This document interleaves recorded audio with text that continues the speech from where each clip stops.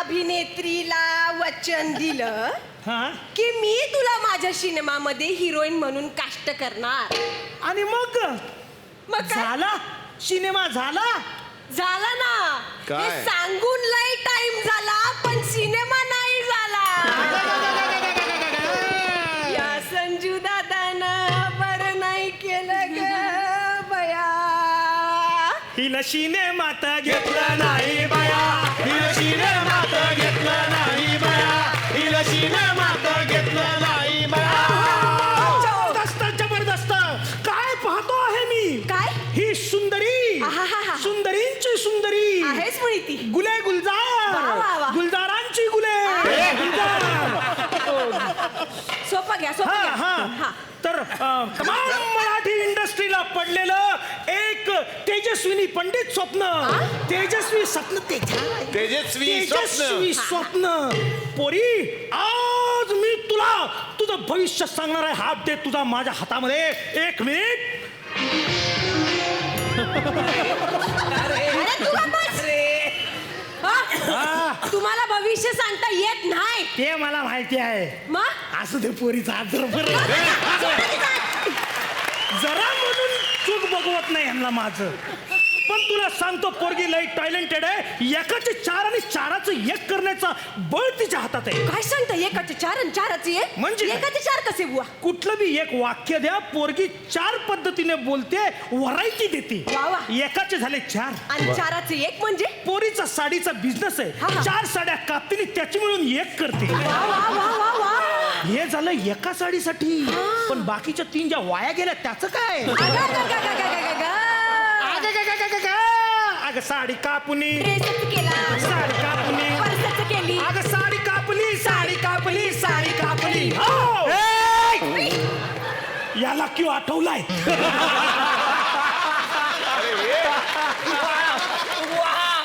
Personal जायचं नाही, personal जायचं नाही अजिबात. कामाचं बोला, कामाचं बोला.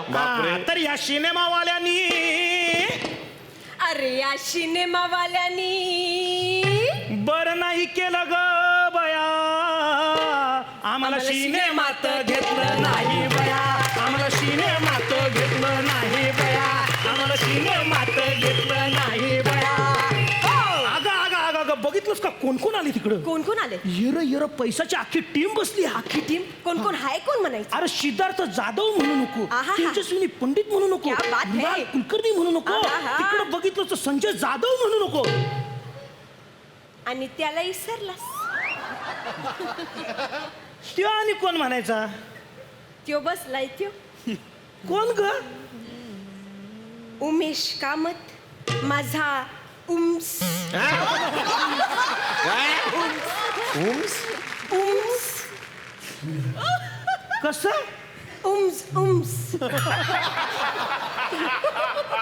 नाही, तुझ्यातले सगळे ओम्स आज वापी. हा काय माझा उम्स उमसे मिल. कळलं? ओम्स ओम्स उमेश कामत. त्याचं काय म्हणत होती? हा तर उमेश, मला की नाही तुला एक सल्ला द्यायचा आहे. हा. कसं झालंय ना, थोडीशी होती गल्लत. खरं तर मी तुझी मोठी फॅन आहे. म्हणजे माझी तर अशी इच्छा असते दर महिन्याला एक तरी तुझा सिनेमा यावाच. पण तसं होत नाही. आम्हाला खूपच वाट बघायला लागते. आता बघ, इथं तरी तू किती दिवसांनी आलायस. पण प्रॉब्लेम काय तो मी तुला सांगते. गल्लत लोकांची होतीये तुझ्या आडनावामुळे. कसं होते, लोक पटकन रिक्वायरमेंट आली की विचारतात, उमेश आहे? सगळे म्हणतात उमेश कामात आहे, उमेश कामात आहे, उमेश कामात आहे. सगळ्यांना वाटतंय तू खूप कामात आहेस म्हणून प्रॉब्लेम होतोय. तू एकच काम कर, तू तुझं आडनाव बदल आणि उमेश जाधव ठेव. उमेश जाधव ते ठीक आहे, पण उमेश जाधव नावाचा माणूस आहे, तो ऑलरेडी कोरिओग्राफी करतोय. मग त्याची पण कामं त्याला मिळतील ना. जबरदस्त. उमेश कामतनी बरं नाही केलं ग बया. माझ्याशी लग्न त्या. तर या कुंडलकरांनी, या बंडलकर कोण म्हणतात?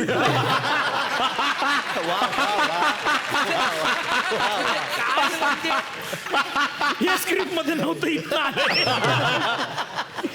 या कुंडलकरांनी बरं नाही केलं ग बया.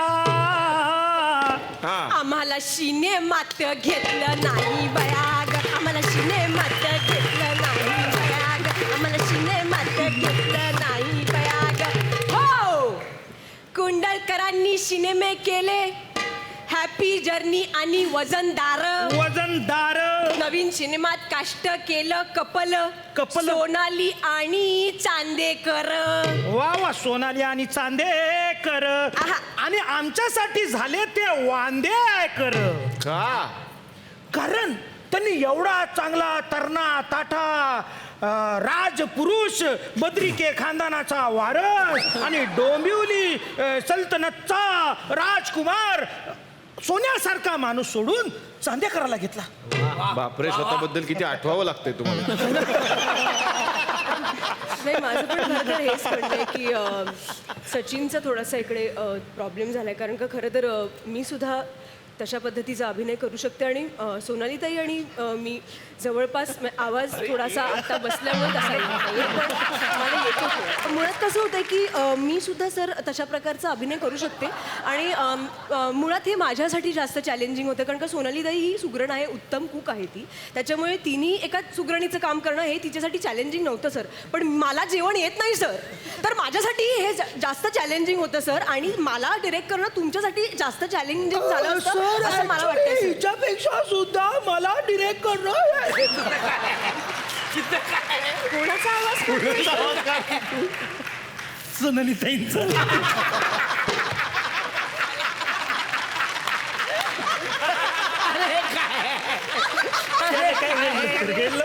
अरे पण का ती करते ना प्रयत्न. माझा सेम येत होता. ट्राय कर. राहू दे राहू दे. तर जाता जाता शेवटच्या 2 ओळी. याजी स्टुडिओमुळे एक मात्र बरं झालं ग बया.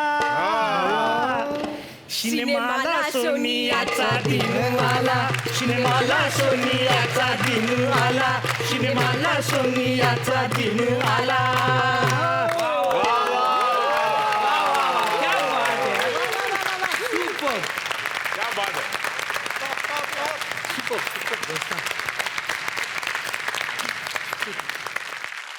मजा आली आणि तुमचा आक्षेप तुम्ही नोंदवलात, पण त्या आक्षेपानंतरचा शेवट फार गोड झाला, गुलाबजाम सारखा.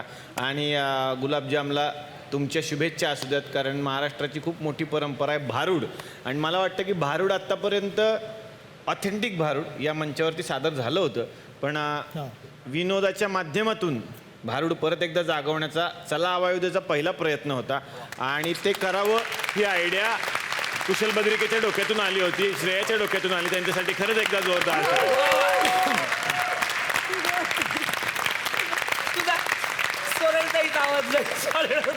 ह्याचा खतर नाही, जाता जाता काढ आणि जा. गुलाबजाम बघायला या, हे सोनाली कुलकर्णी कशा सांगतील.